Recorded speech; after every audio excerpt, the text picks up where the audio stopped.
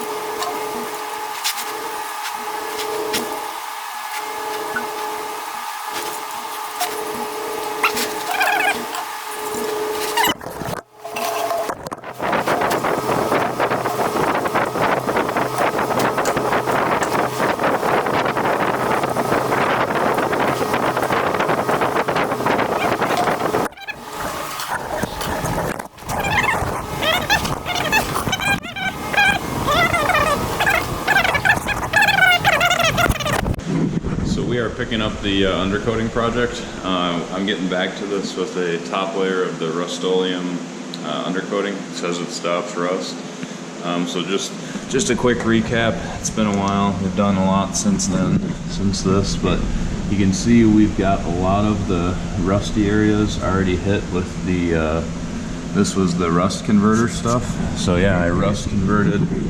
Primarily was concerned, you know, by the studs right here. So we got all that rust converted, and so now it's time to go back over all of this along the pinch welds and all that with the top coat with some undercoating. All right, so I'm hoping the undercoating will just give it a bit more protection rather than just doing the rust converter, you know, a bit more durable. So we will get the door propped open, get the power cord out. We got a nice size fan that I get going to move some air around. But yeah, so we'll get the fan out, get my mask on, and then I will put you guys on the GoPro underneath the car. So let's get to it.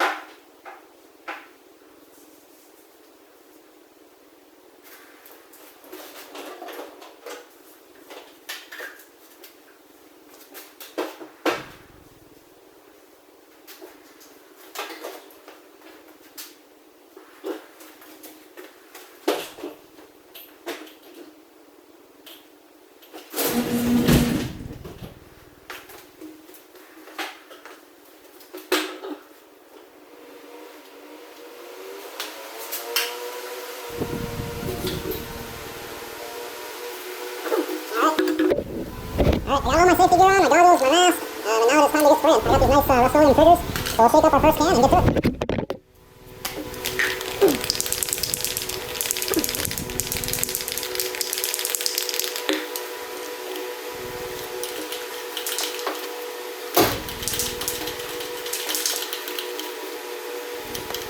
Yeah, if you're ever doing a lot of spray painting, these triggers are where it's at, for sure.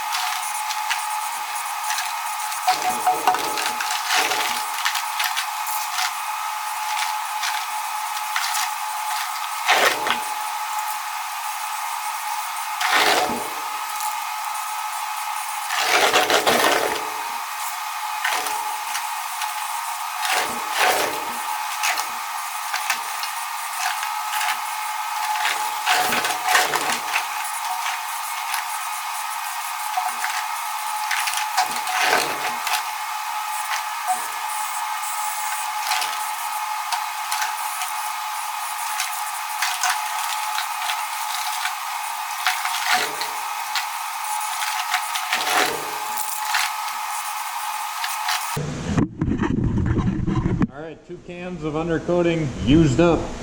Took us about 35 minutes. My goggles are covered in crap. So is the lens. I'll wipe you off here.